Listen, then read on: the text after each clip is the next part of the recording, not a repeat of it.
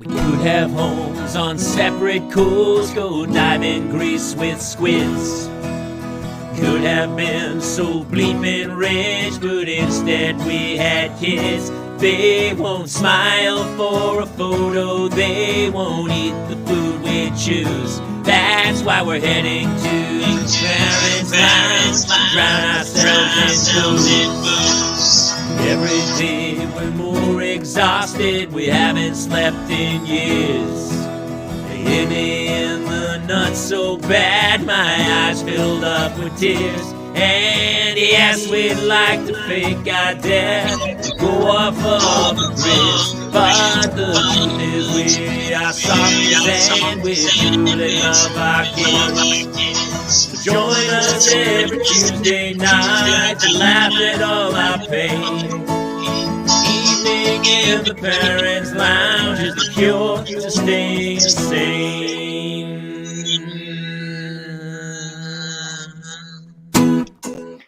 Welcome, everybody, to another edition of the Parents' Lounge. I'm Jamie Kaler, joined as always by Jason Gowan, and a tad tardy Kate Mulligan will be here. Oh, late Mulligan again. She texted us, dude, I'm alone with 3 kids. No, 2 She's kids. only got 2. She's only got 2, but I think she said 3 in the text, which caught me off guard. I wonder, she might have picked up an extra and followed her home. She is accumulating more kids as we speak. Hey, everybody, thank you so much for tuning in.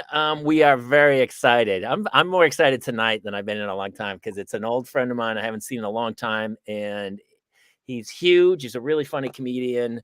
Hey, if you guys are digging this and your parents, share it with other people if you can. Be sure to check us out on iTunes, and I don't know where you're watching this, YouTube, Facebook, Twitch, TikTok, or wherever. But be sure to like and follow us. Would you please? We'd love it. There's Freddie B. Hey, fellas. Freddie What's up, B. Freddie B? Even Freddie.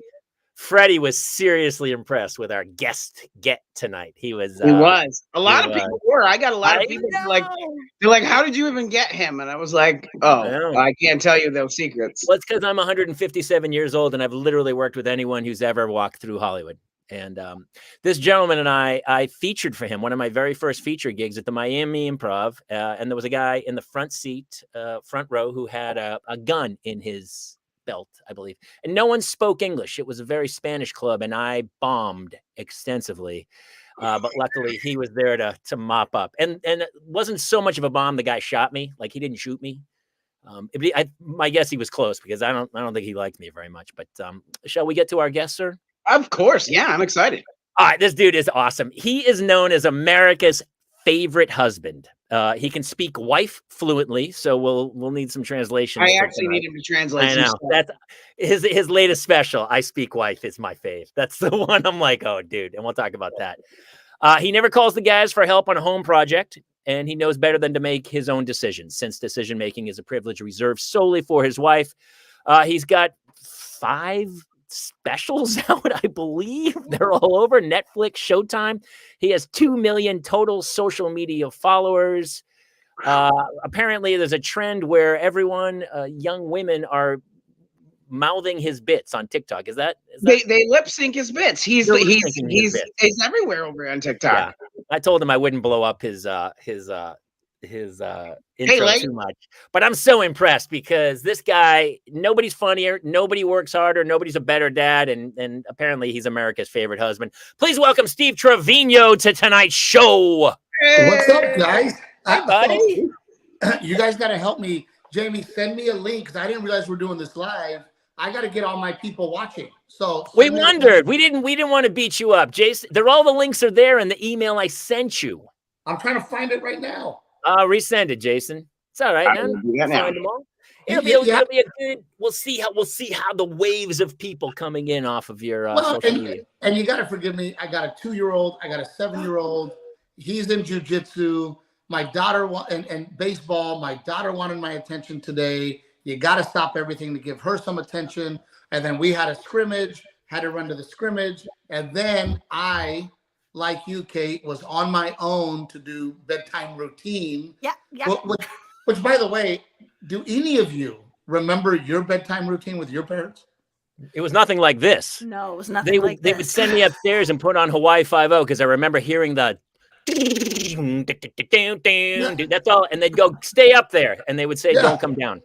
That's pretty much what that's what I remember. I remember my parents being like, it's time to go to bed. Go to bed. Yeah.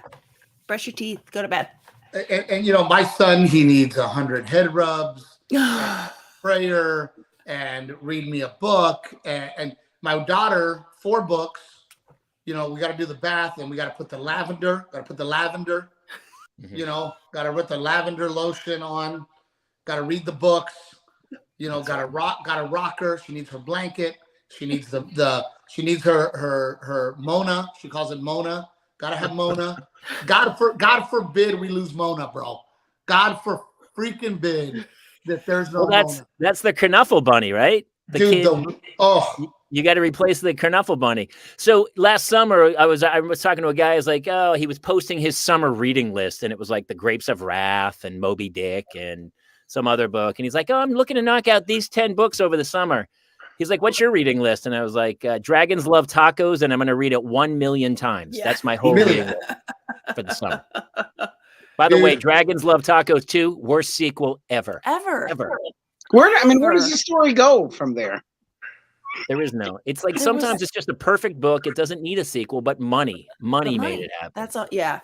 It's just a cash grab at that point.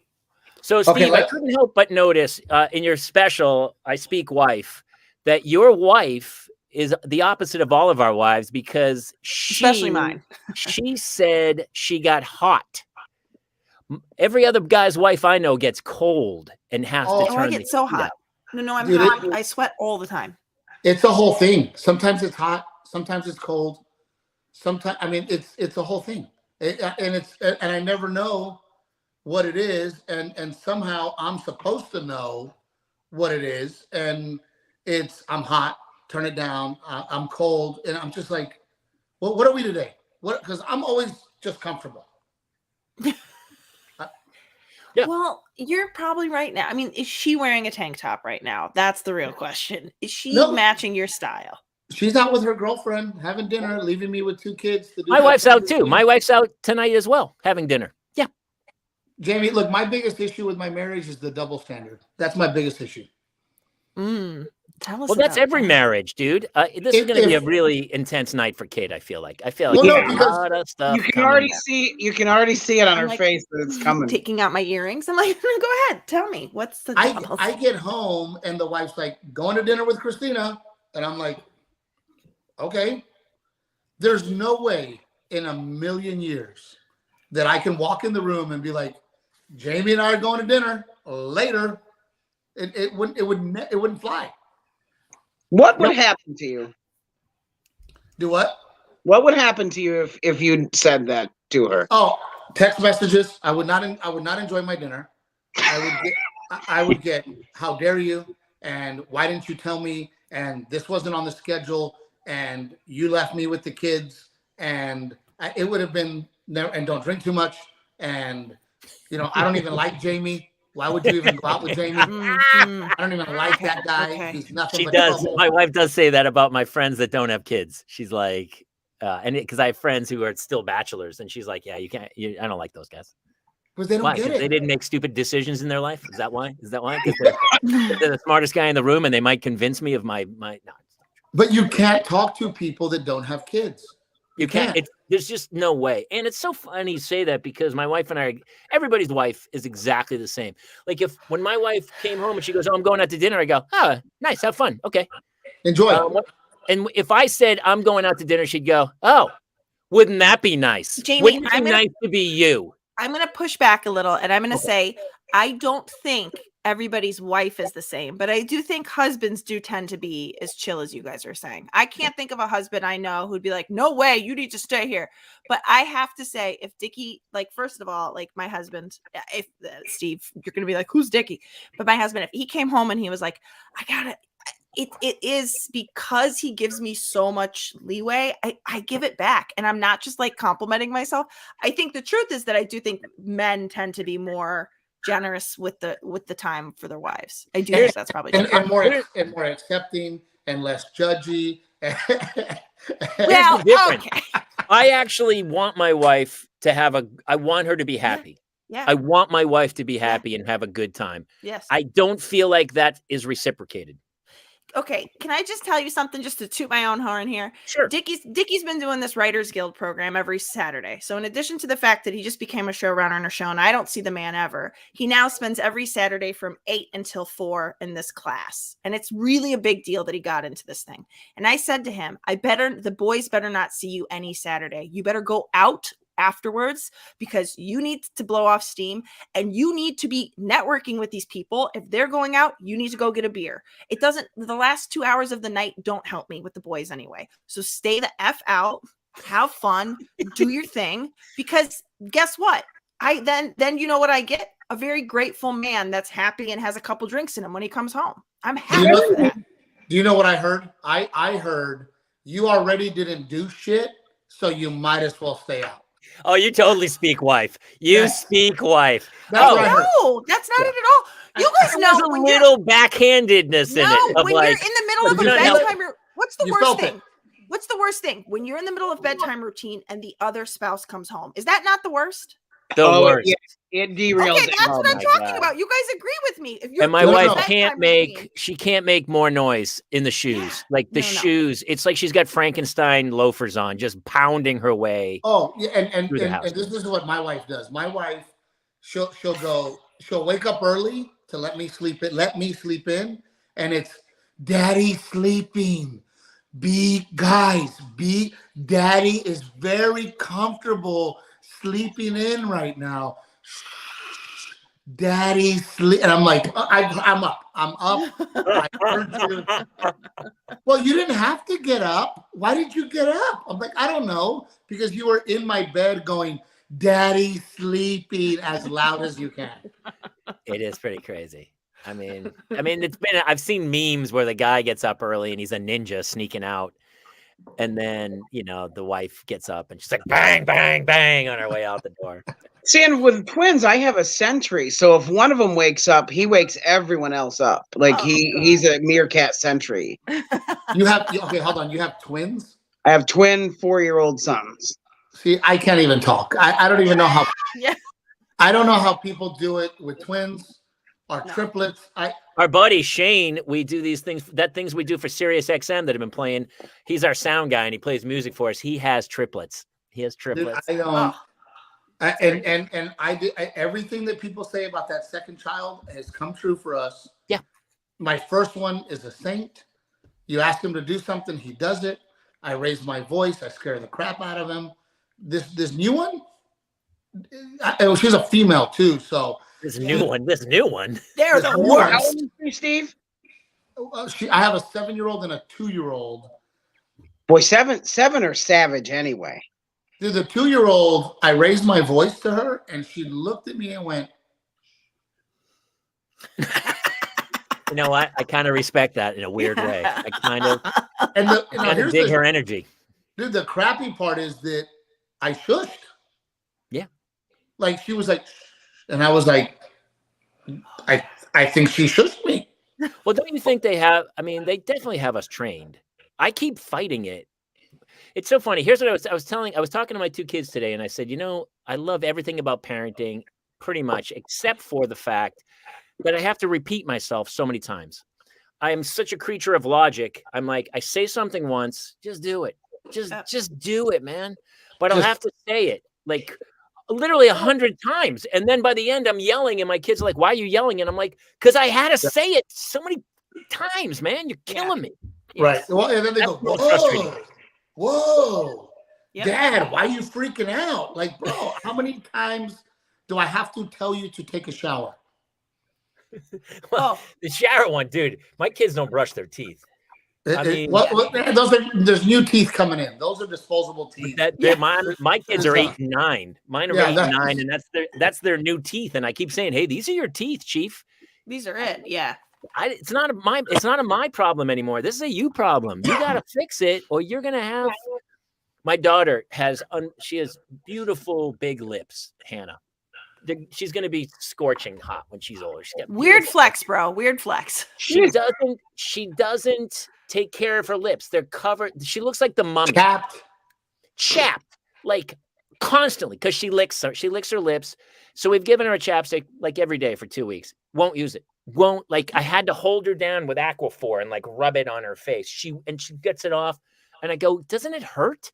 Like they're cracked and bleeding. Like they're cracked and she's peeling the skin off and blood's coming out. And I go, what do I have to do to get you they have it. It's called chapstick. Put it on your lips. And she's like, won't do it.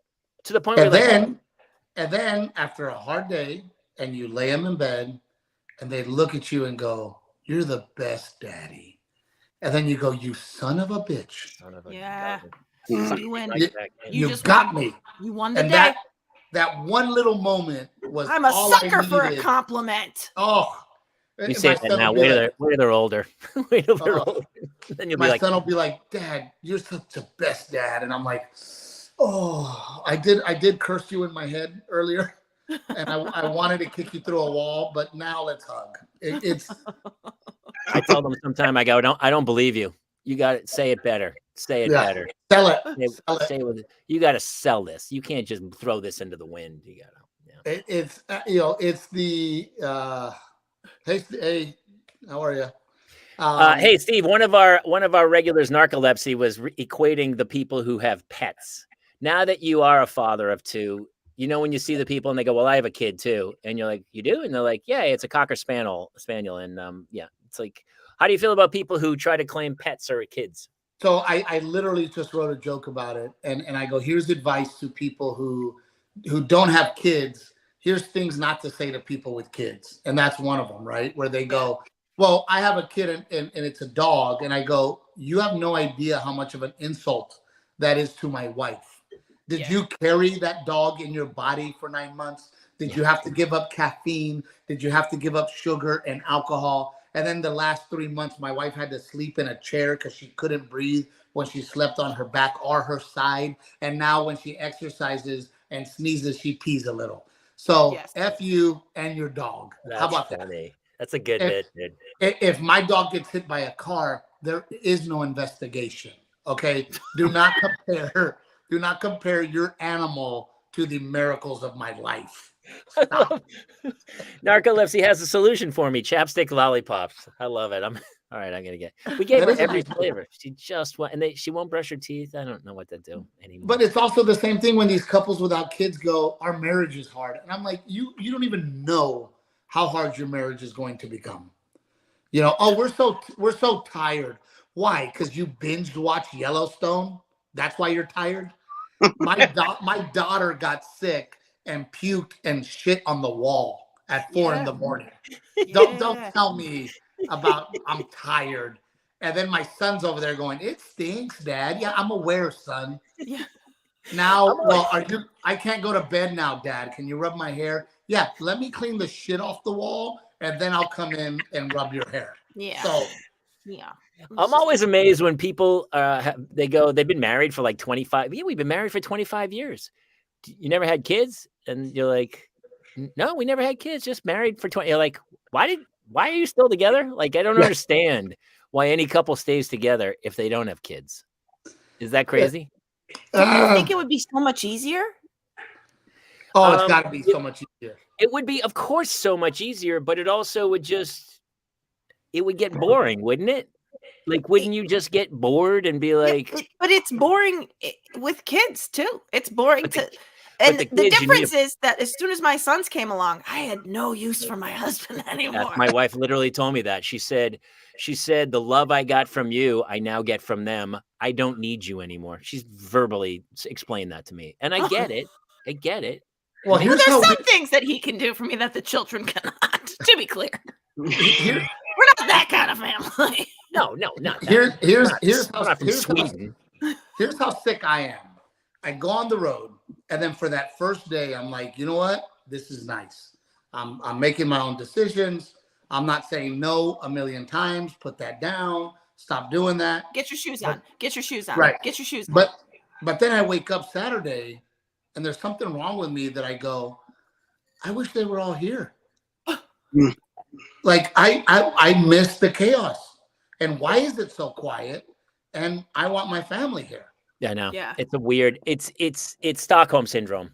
You're so used to being tortured that you don't Your body doesn't understand not being tortured. The way that we've been talking about people, like the people with kids being offended by people with pets saying they have kids, people with actual Stockholm syndrome that were prisoners are very offended by this parallel right now. Wait a minute. I was actually in an Al Qaeda prison, and you're saying that parenting is the same.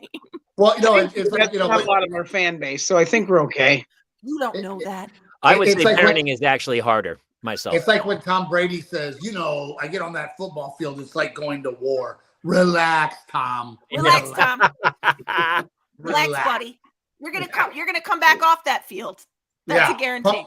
Pump the brakes, big guy. I love that we can't even say stuff like that anymore. Like, you really have to be like whatever you say, half the crowd is gonna light you up for it, right? But like also, that's an asshat thing to say, Jamie. You can admit Tom Brady, dude, who gets going paid to war, billions of dollars. An old trope. People have said that we're going into battle. Come on, that's like a sports analogy. But he's like, I step on that field and it's like I'm going to war, sir. Let's relax.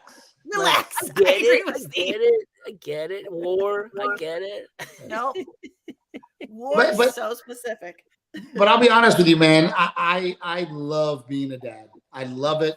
It is to me my favorite thing that has ever happened to me. Yeah. I love being a dad. I love coaching Little League. I coach jiu-jitsu. I love being with my kids and my wife. And what don't you like about it then? What don't you like about it? I don't like the double standard from my wife. I don't. Have you spoken to her? Because why can't we rectify this situation so that my wife can be happy for my life and we can? Why does this have to be so tumultuous? It's always right. She tells me, you better tell your family that they need to let us know when they're coming, and they need to RSVP. Meanwhile, her family knocks on the door whenever they want. And and my sister shows up because her daughters have a cheer tournament. My sister shows up, and then I told you that, why did she come? And she just came on. And I'm like, wait a minute. Your family was here yesterday with 0 calls, 0 notice, and that's okay. But I have to live by a different set of rules. That's my biggest problem. Dude, you got 5 specials. It's time to build the moat. You need a moat. You need like a giant electrified fence. You gotta, come on, man. You need a gated keep the community. Family out, or to keep what? Who are we keeping? Everybody. Out? Everybody. No, everybody. Okay. I am everybody's welcome at my house. You don't have to call. You don't have to write. You can stay here. You're everybody's welcome. Her family, my family. Everybody's welcome. My family's welcome. And I like your family, but they need to let us know when they're coming. And that's when I go crazy, when I go, hey, why do I have to live by a certain set of rules?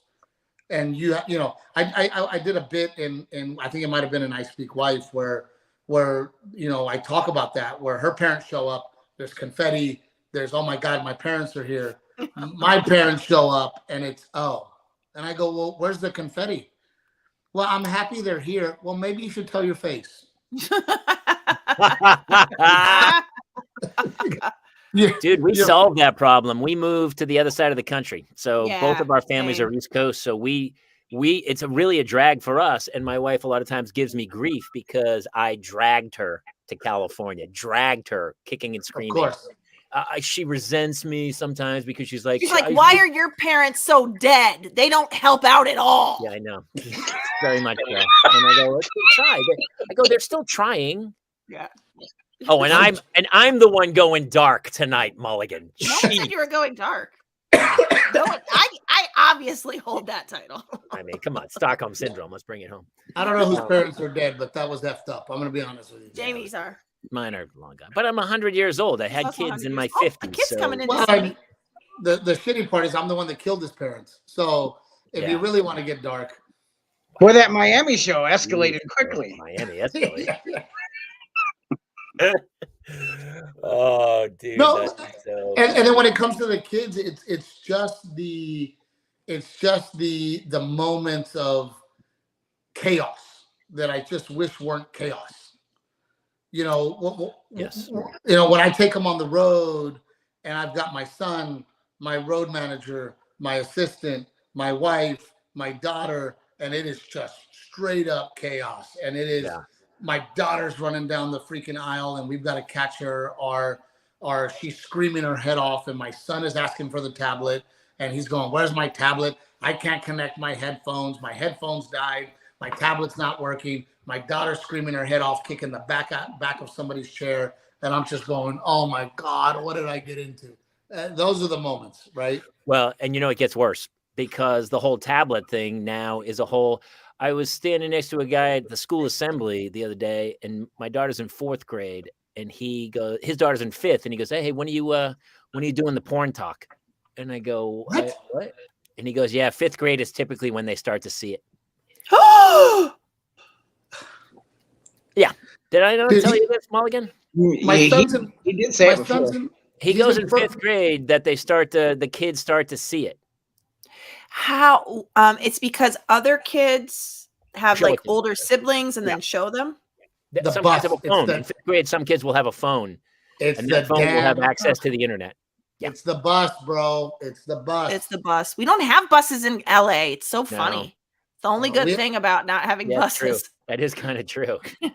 my son gets off the bus. He goes, "Dad, what's a hooker?" I'm like, "What?" And then he said, "I'm going to need $200, by the way, Dad." Yeah. And what's a hooker? And I need $200. And do you have any blow? Do you have blow? What is blow? But I need some. Yeah. I told him I messed up, and I told him, I said, "Well," I said, "those are girls that dress fancy." That's I didn't know what else to say. You can't tell a 7-year-old, "Give me blow," right? You can't. I mean, no, dude. 2 months later, 2 months, my wife's going on a mommy night out. All her girlfriends show up to pick her up, and my son goes, "Dad, are those hookers?" I'm like, "Oh my God, yes, they are, son. Actually, I mean, definitely some. They just don't do it for money. They do it for Louis Vuittons, Jimmy Choo's, Red Bottom. Which is better than money. The resale value on a Chanel bag apparently is very high. I've been very, very high. But my wife's like, "Oh yeah." I go, "Okay, what's happening here?" That's lucky the teacher wasn't dressed fancy. I mean, you're lucky the teacher didn't come in dressed fancy one day. And the kid's like, "Hey, are you a hooker?" Wait, what the? Well, you look like a nice hooker. You look like a really nice hooker. That's funny. But it is that thing where when I go on the road, my wife goes, "You're so lucky. You're so lucky that you get to go on the road." And I go, "Hey man, I get depressed on the road. I miss my family on the road, and I miss the Little League game, and I miss my daughter's little dance recital, and I miss all those things." And I've always told her, we all have our cross to bear, all of us. There's positives for you and negatives for you. There's positives for me and there's negatives for me. I don't think any of them are any better than the other, because there's nothing more than I would love for my wife to go, "Hey, you go do my act. You go take the pictures, and you go on the road. I'll stay home.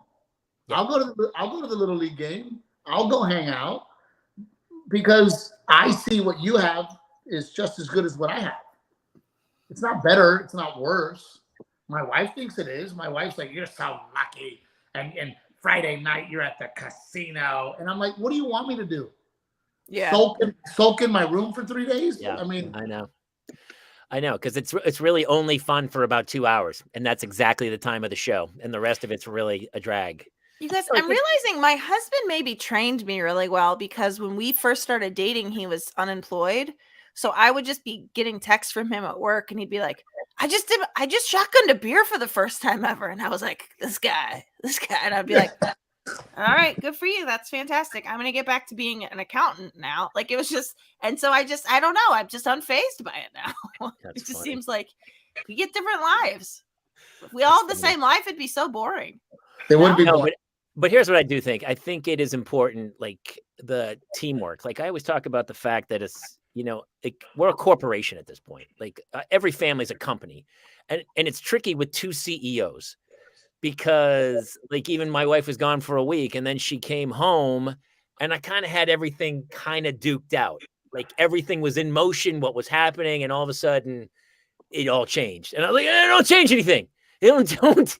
We're not baking chocolate chip cookies at 8:30 at night. I know you want to spend time with the kids, but we're not putting chocolate chip cookies into these kids at 8:30 at night. I don't know what to tell you." So you got to, and then I'm the bad guy who's like, Daddy says we can't make chocolate chip cookies at 8:30 at night. I'm like, oh, don't do that. Yeah, don't do that. Right. Yeah. Well, but me and my wife, a personality. She makes lists. There's plans. She does research. That's why you fell in love with her, though, dude. Because that's why. Yeah. She's powerful. Yeah. And I'm the So when it comes to like my son, for example, I don't ever I tell my son, these are the 3 things you need to get done. You got to get them done before bedtime. And my wife is more, now, do your homework now. I need you to do it now. And my son's looking at her like, dude, chill out. And then my wife gets mad because she's like, my son, Garrett's so mad at me, and Garrett gets mad at me. And I'm like, because you're freaking bossy, bro. Like, I just tell Garrett, hey, man, these are the things that need to get done before 6:30. You are the guy on the road because I'm your wife. I'm your wife. I've actually, you know what? I'm going to agree with your wife on this one because I've tried that approach. Even tonight, I tried it. I'm like, all right. My daughter goes, come on, trust me. And I go, I can't trust you. I said, and I did the same thing. I said, I need these things done before you go to bed. And invariably, most times I'll walk back in. She goes, oh, I totally forgot about that. And I was like, of course you did, because you're watching TV and your brain just shut off. So it is hard. But what I do is if he takes a shower before 6:30, he gets another 15 minutes to stay up. Oh, interesting. So if he takes a shower before 6:30 without me telling him, he gets another 15 minutes past his bedtime. He gets Isn't it insane? We basically are every parent. We're blackmailers. That's all we are. We're blackmailers. We hold things for ransom that kids want, and when we dole it out specifically when they behave properly. That's it. Yep. Just rewards, like a little dog, right? Speaking of dogs, like, hey, here's your treat. Good job. You did what you're supposed to do. I don't want to be that guy, though. And I tell my kids that all the time. I go, I don't want to be this guy. Stop making me yell. Just clear your plates. I've told you every day, every meal for your entire life. Clear your plate. That's it. Pick it up, put it in the sink. That's all I'm asking. And then just tonight, they were eating dinner. They got up, they walked to the other room. All their plates were on the table. I was like, what are you doing? What are you doing? I can't have it. My thing is they have the audacity to also look at you as if you have somehow shocked them in some way about doing these things that you do literally every single day. Every day. What do you mean I have to take a shower? Every day, dude? Every single day. Oh, no, we don't shower. I don't think do we shower every day? I don't think so. And so that's why I built a chicken coop, and it is his job to take care of the chicken coop. He takes care of the chickens, and that's everything. He's got to bring in the trash on Tuesday. He has to help cut the yard when I cut the yard. I mean, I put that little crapper to work. Do you have a chore board? No chore board, but and then he goes, look, Dad, I helped you cut the yard. And I go, buddy, I'm not going to reward you for things you're supposed to do. Yeah, that's my thing. Me too. Like, you're supposed to do that. You're supposed to check on the chickens. You're supposed to collect the eggs every day. You're supposed to go out and sell those eggs. That's his job. And it's like, dude, you're supposed to do it. I'm sorry. What nursery rhyme are we in? Your son goes and sells eggs? Yes. So eggs are a hot commodity right now. By the way, there's nothing more delicious than a fresh chicken egg, but I'm just like very unclear how that process works. He's 7. He just goes to the local. He knows the hookers. He goes down to the local hooker stand and sells them eggs. Actually, you're in Florida? No, I'm in Texas. Texas. Okay. He collects about 3 dozen eggs a week, and he gets $5 a dozen. And he has his little customers, and he gets in his little Polaris. He has a little mini Polaris, and he drives around the neighborhood selling his little eggs, and he keeps the money. But how is that kid not a YouTube star? The egg delivery kid? Jeez, you got to blow that kid up. There's man. a show there somewhere. That's a show. I'm like fascinated with chickens. How many chickens do you have that are giving you 5 dozen eggs a week? We have about 6 chickens right now. They have good output. I got 3 chicks to add to it. But yeah, they produce about 2 eggs every. Each chicken produces about 2 eggs a day for us, almost 1 to 2 a day. And then Garrett goes in there and collects them and Yes, cleans yeah. it. And I was gonna say, does he have to clean up? Because the thing other people think that the other things people don't know is like the eggs fresh out of a chicken are filthy. but you want to leave them like that because you can leave them unrefrigerated for days. Oh, okay. If But then you do that, before the person uses it, they have to wash it before they no. crack it. If they want to put it in the fridge and they want it to last for weeks, Oh, okay. then you wash it. Wash it. Okay. You know, but he has his go-to customers. You know, they call us and they're like, "Hey, send Garrett. We need more eggs." And That's that's like a college. By the time he's going to college, man, he's having a pretty good day with that much money. Well, we make him save 60% and he can spend 40. That's the deal. Awesome. I mean, and then awesome. literally, yesterday he's like, "Dad, book fair. I got $40 for the book fair." I'm like, "Go for it." He's got his own money. He does his own thing. That's At awesome. 7. That's yeah. so smart, Dude, Steve. you might not just be America's favorite husband. You might be America's favorite dad. Jeez, Yeah. man, that is pretty smart stuff. I like what's happening down there. Bob Saget's furious, but that's fine. That's fine, Kaylor. That's why he died. Yeah, that's why he died. Thank you, Steve. Thank you for saying it. He was America's favorite dad. Yeah. Well, no, I tell people all the time. From Full There's House. when it comes to chickens, there's something at stake, right? We've lost chickens before because a coyote or a fox got in there or a raccoon. Oh, that's so sad. And I tell him, I'm like, buddy, you don't give them water, you don't give them food, they're going to die. So when there's something at stake, he's like, I don't want my chickens to die. So he's like on it because there's a life there. Yeah. Yeah. So it makes him, you ask him to take in the trash every Tuesday. I gotta dude, why are the trash cans still outside? Yeah. So I'm gonna send my twins down to be parented by I Steve. know. Joey Steeler says, did Steve say the hooker fair? No, I think he said the book fair. I mean, there's probably a hooker fair in Dallas, I would imagine. Oh, there's got to be a hooker fair. There's definitely a hooker fair down there.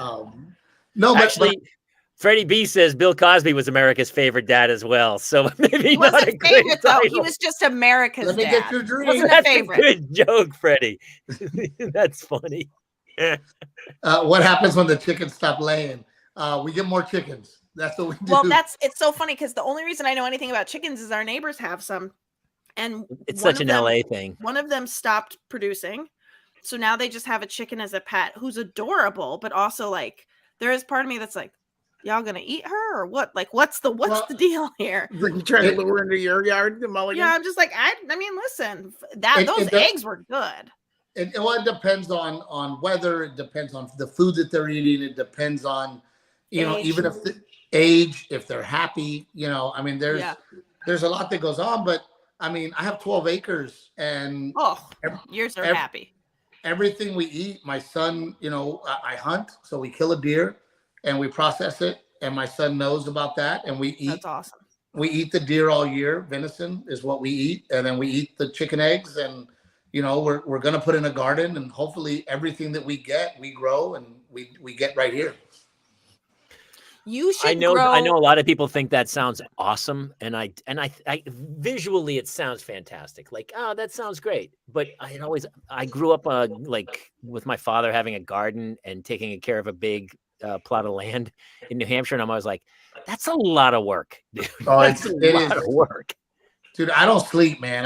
Today I was in the yard all day because spring is right around the corner. From the minute I wake up, my schedule is get the kids awake, take them to school, come home, jujitsu from 9 to 10, and then I usually podcast our interviews, our phone calls. Then I'm outside. Then my son gets home at 3:30. Monday's jujitsu with him. Tuesday's baseball. Wednesday's jujitsu. Thursday's baseball, and it just never ends. And I don't remember the last time I watched a full movie straight through. Like it's impossible. Yeah. No. Does your wife work? My wife works for the company for us. Oh, that's great. So she manages all the social media teams. Oh, She that's manages awesome. the finances. She manages the That's publicist. She manages. I try to do nothing but tell dick jokes and be in the yard. That's my goal. That's great. It's a good goal. And actually, good. at the good split of the job. That's a good. Yeah, it's great. It's great when you have somebody like that where you guys are kind of a corporation together. That's awesome.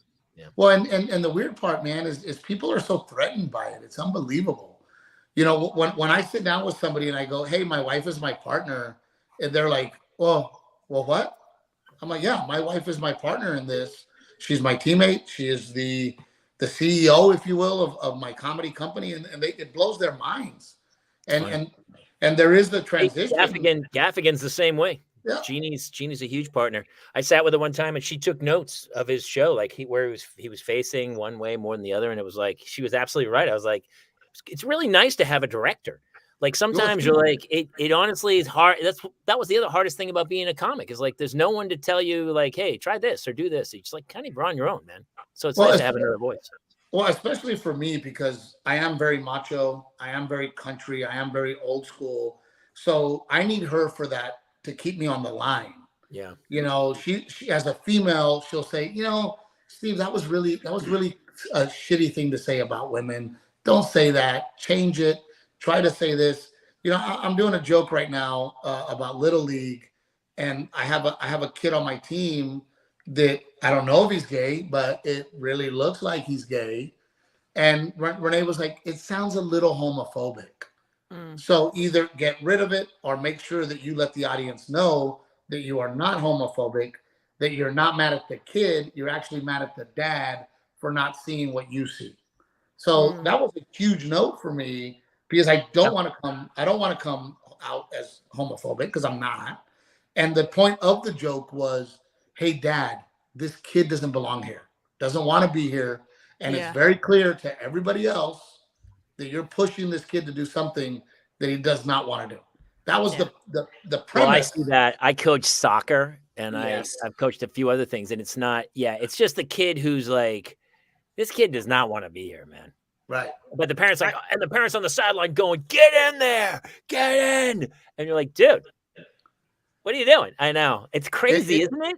I mean, it must be crazy, especially in Texas. It's got to have a little. Dude, it is heartbreaking where, you know, and this kid that I'm talking about, you could not, I mean, he bakes cookies for the team.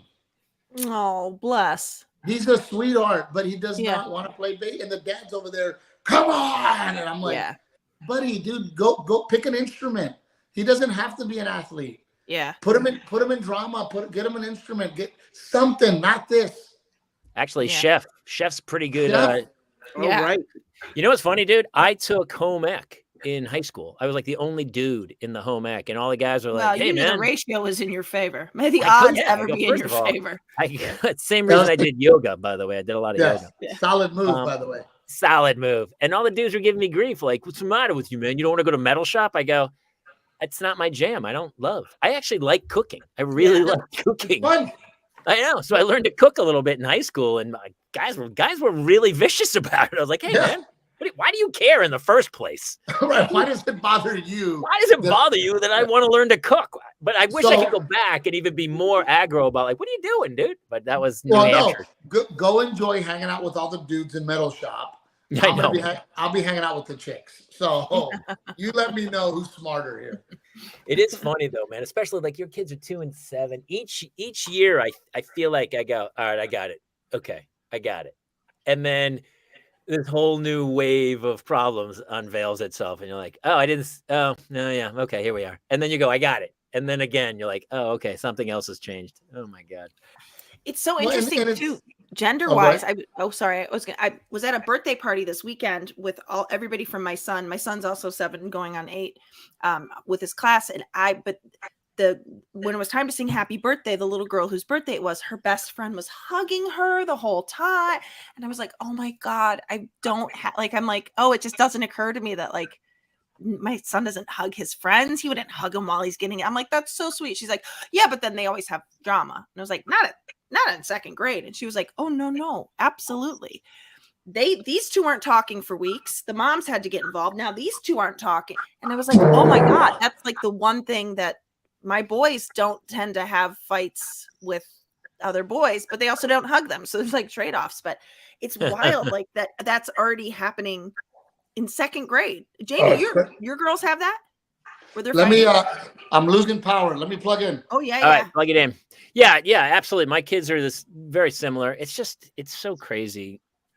Yeah, I would totally agree with that, Mulligan. Yeah, we're dealing with it right now with Jason first grade with one particular kid who's just a nasty bully.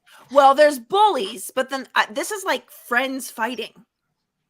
That's how it started. They were friends, and now it's and become now a bullying situation. But don't you feel like, I mean, even in Hannah's grade, it's like, I'm not talking to that girl. We're not friends now. It like rotates out. And then a week later, they're like besties again. Yes. She's like, "Can I have a sleepover with so and so?" And I go, weren't you and she fighting?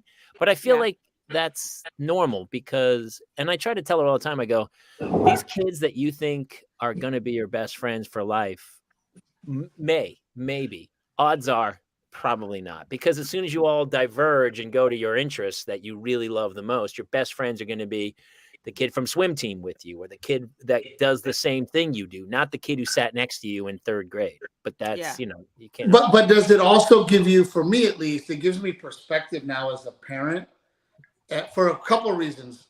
The times that I've been picked on and bullied, and the times that I was the bully to a kid. And now I look at it and go, God, man, like I couldn't imagine that happening to my kid. I know. We were so mean to this one kid in our neighborhood, and he was a little younger than us, and all he wanted to do was play with us. And we ragged him and picked on him and ran him off all the time. And I couldn't imagine like my son coming to me and going, yeah, you know that group of kids down the street? They shit on me every time I go over there. It would be so heartbreaking. To me. Yeah. And to have the parent perspective, which is why we leave our kids my son's in public school, and that's exactly why. And I told my wife, can we put our kid in private school? Yeah. But then we surround him with a bunch of rich kids that are all smart and all great and all have great clothes and all have money. Or I can put him in public school where, he's got this little girl in his class who's a little person who has to use a little walker, and he has another kid with autism, and teach my kid those lessons of, hey man, you need to be sweet to those kids and you need to be kind. So that's why we keep them in public school. Yeah. Well, it's nice also because I will tell you the animals. I think it's important for kids to have some contact with animals because it shows empathy. Like we have a dog, and my daughter's always, and she takes care of the neighbor's cat, and she's had like hamsters, and she's talked about being a vet, and she's so empathetic towards animals that I think it translates then as a person to show empathy for others, which I think some people just simply do not have, which is shocking to me. The irony of all of this is that that's called Hollywood, Jamie. It is a little bit. Maybe politics as well. We're not sure, but there's some evil out there. I just want to actually editorialize what Jamie just said. Jamie's like, we've got a dog that's not allowed in the house that lives in our garage. Sure. And it teaches my daughter empathy. He does. She just took him out tonight. He has to. Listen, I'll tell everyone again, we have a dog. He's a puggle. He's 18. My wife never trained him. He had the run of the roost, and he just crapped in the house or whatever. So he has peed in our house, and he always pees by the stove, like under this hot stove, like 20 times, to the point where finally I was like, dude, I'd put him in the garage every time for a couple of days, and I bring him back in. And if my wife didn't feed him immediately from her plate before she ate her own food, he would go right to the stove, lift his leg, and piss under the stove. And I was like, that's first of all, kind of genius for a dog, but as you also know from my last album, he peed in my mouth. So that's that's gangster. That is gangster. He's 18 years old, and yes, we have him set up with a little. And that wasn't a red flag for you, Jamie, with your wife, that she fed her dog before she ate with a fork from her plate. That should have been a red flag. Looking back, there's so many red flags. But also, listen, there were red flags she should have seen right out of the chute. She didn't see any of my red flags. She just saw red hair. She's like, well, that's it. Jamie, I knew you were white, but I didn't know you were feed the dog with a fork white. That's a whole nother white. Feed the unseasoned food. Dude, I am. Black comics have a whole bit about your wife. No, how's it go? You know how these white people be? They be licking that dog on the mouth. They drive people crazy.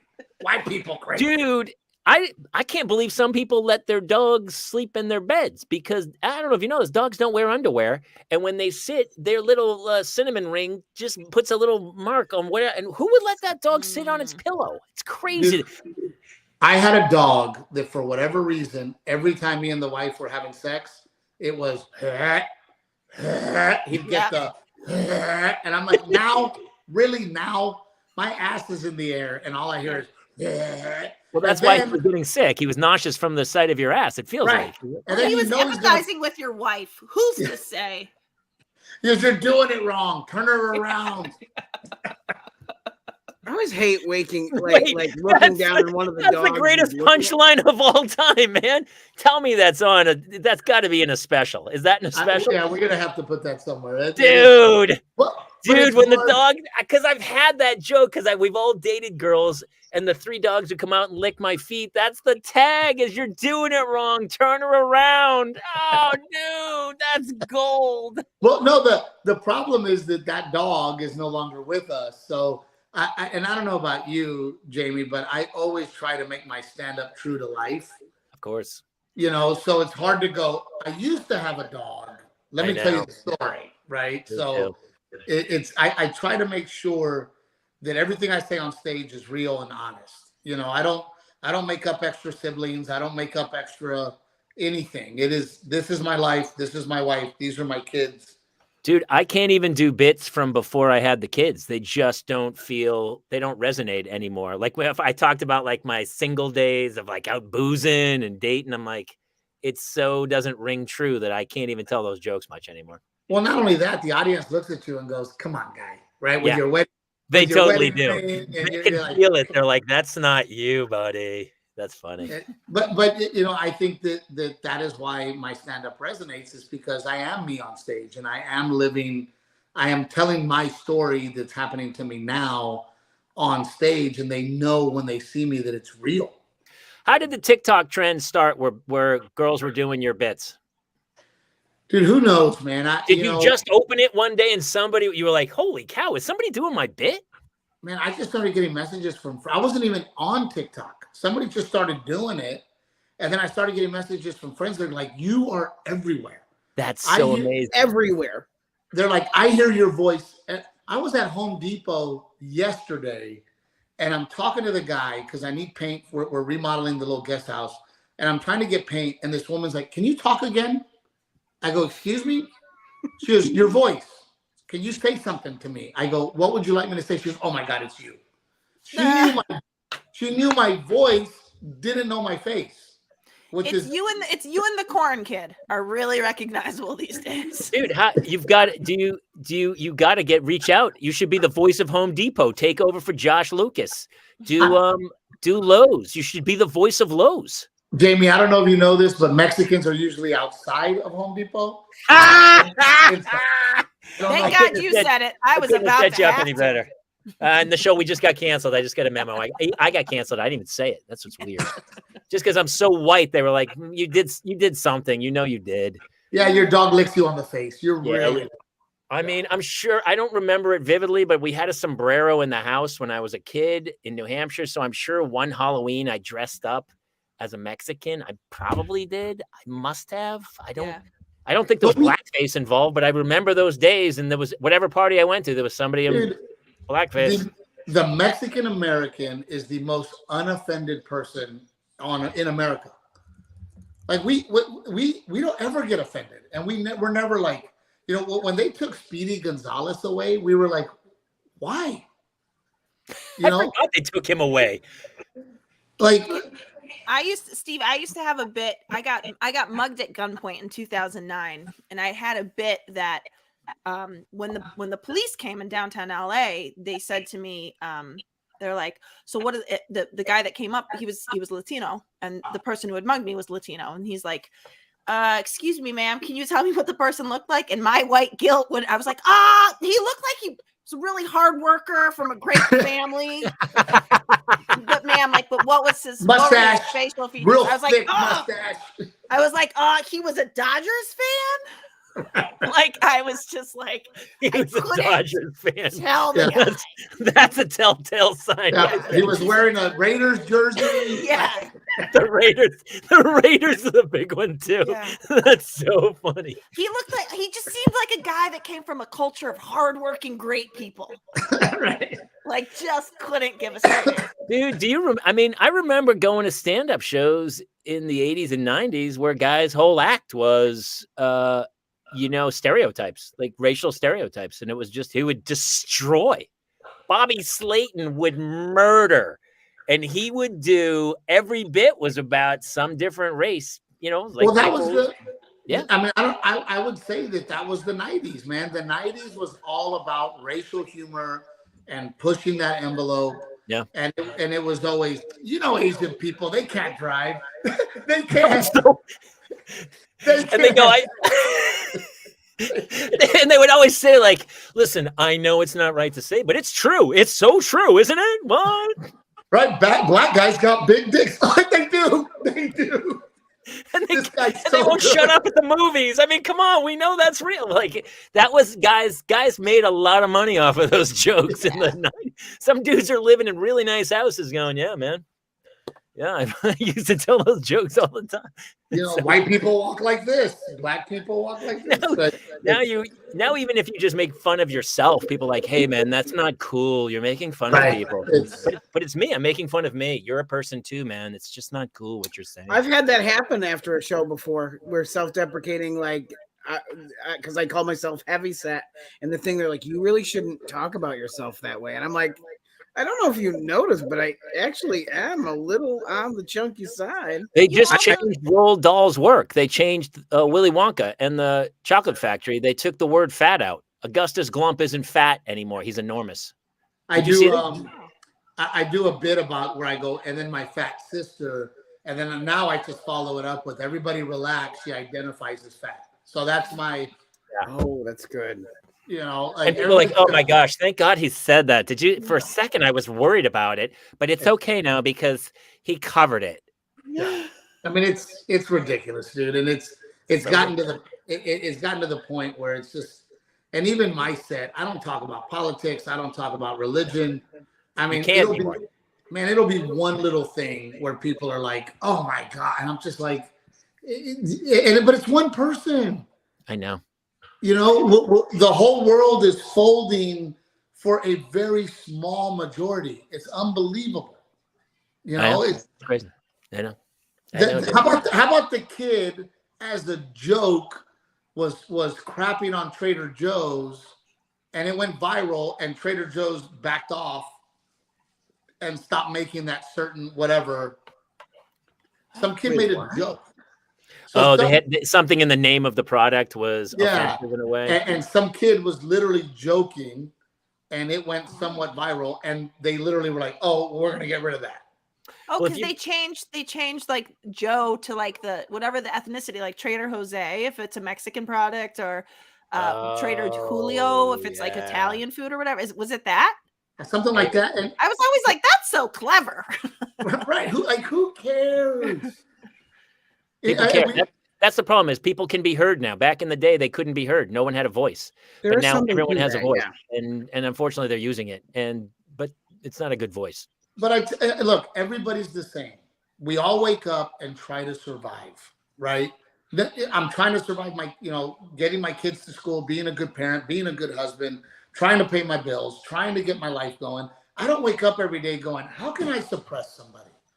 Yeah. I really got to take somebody down today. I don't have time. What's funny, Freddie B was asking how Ricky Gervais is one of my favorite comics of all time. He's coming in May. Carlos and I are going with bowl. I know. Yeah, to the bowl. Carlos and I are actually going with I mean, I don't know if he gets away with it because that's his shtick, the same way Bill Maher gets away with it, but he gets vilified online. People go after him left and right. He owns it. Same with Bill Burr. Bill Burr gets lit up. Well, I think the important part is that Ricky Gervais does not care. He doesn't care. And he does not care. Truly, I do think that's what sets him apart. Is he will not hear him apologize. And he's really funny. Whatever joke he says is really funny. But one of the most beautiful, the Golden Globes, when he annihilated Hollywood. When he said, when he said we were going to do an in memoriam, but it wasn't diverse enough this year. He was so good. He's a really good joke writer, man. When he goes, if ISIS started a streaming network, you'd all be calling your agents. All of them. So accept your little reward, thank your God, and F off. And then F off. Yeah, totally.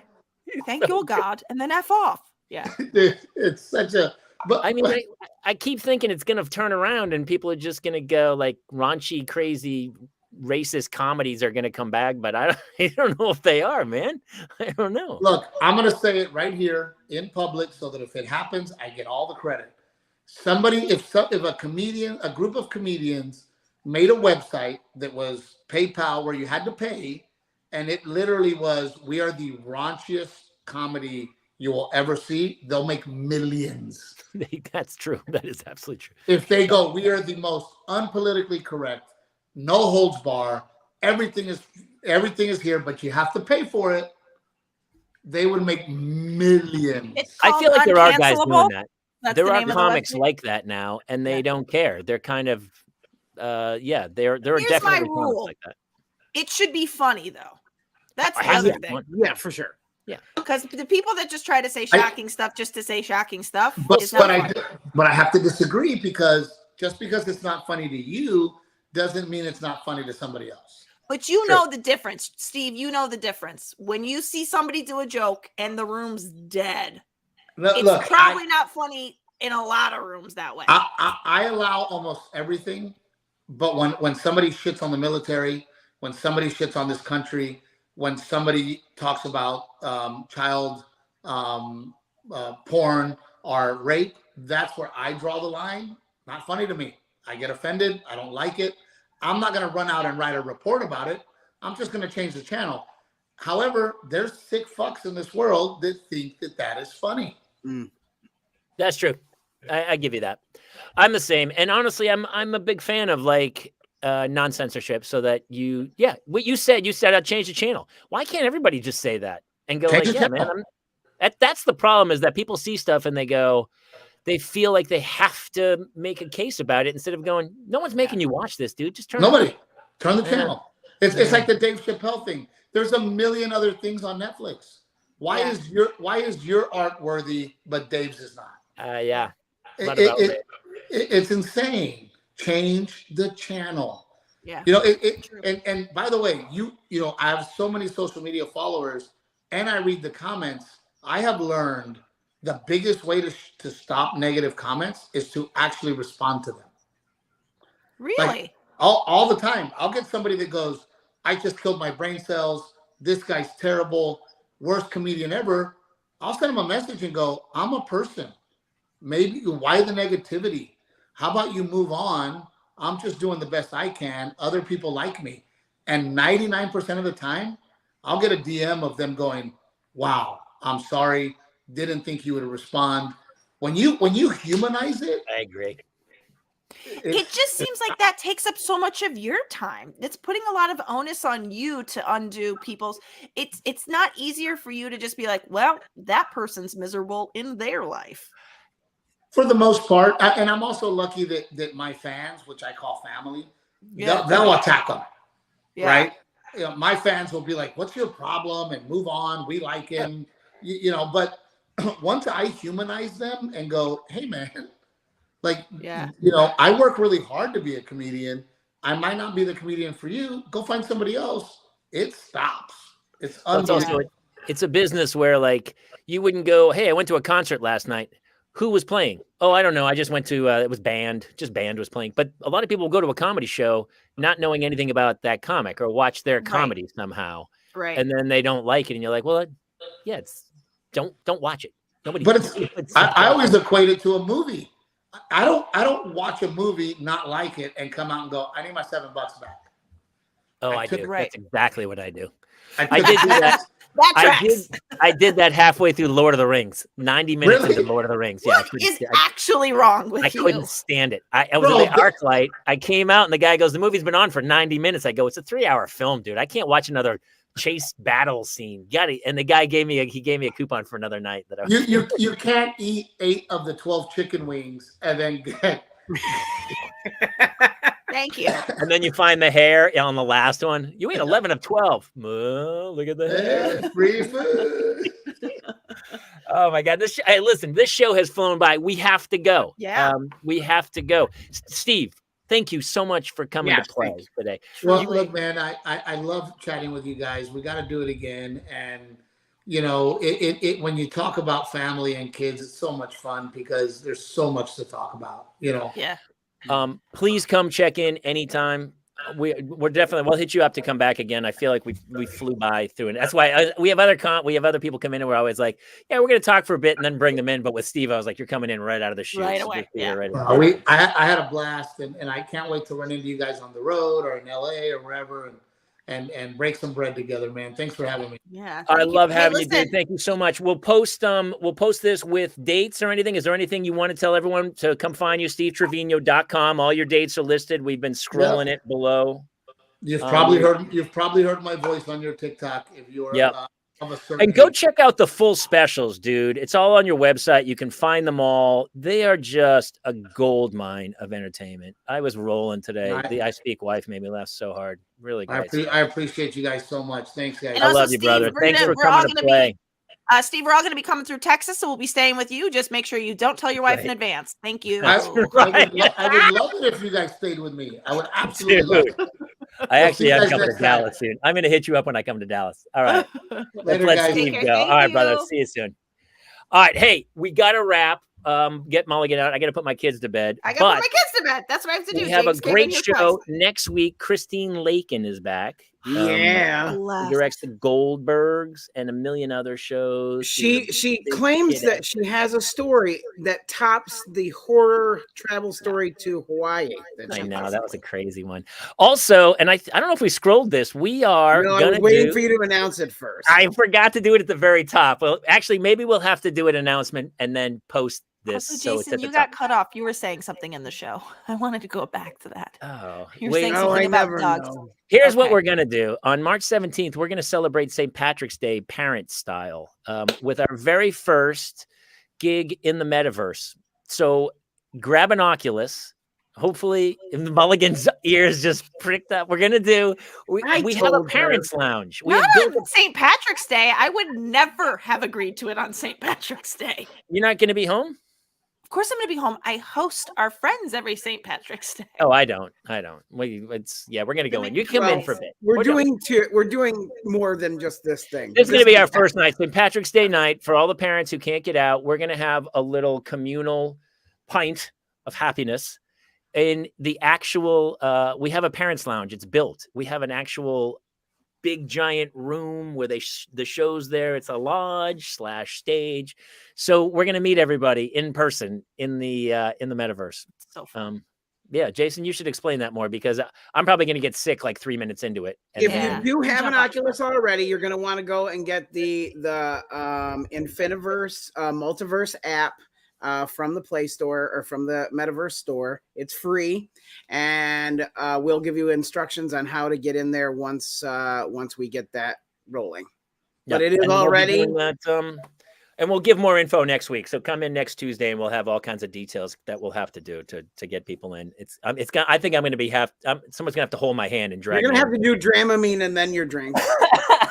Yeah. So yeah. Oh, can they see what you're drinking in the metaverse? No. So you can all come in whacked out of your skulls. You drink as much as you want. I don't know. I mean, you won't throw up in the parents' lounge either. But we have a parents' lounge in the metaverse, so it's built, and it's right now it's scrolling shows. So if you do go into the metaverse without us, just go check out the parents' lounge. And all the old episodes are there. If you ask, take me to the parents' lounge, it'll take you this mall that looks like a mall, and you just walk up to the door of your favorite episode, and you'll get to watch it on a big IMAX screen. I gotta tell you, malls are triggering after that last episode of The Last of Us. Just gonna put that out there. Oh yeah, that was a good one too. All right, they're all good. All right, We got to go. That's it. We love Gotta you go. guys. Thank you so much. Be sure to Thank follow, you. subscribe, like, bloody ding dong do. We'll see you next week here on the Parents Lounge. Good night, everybody.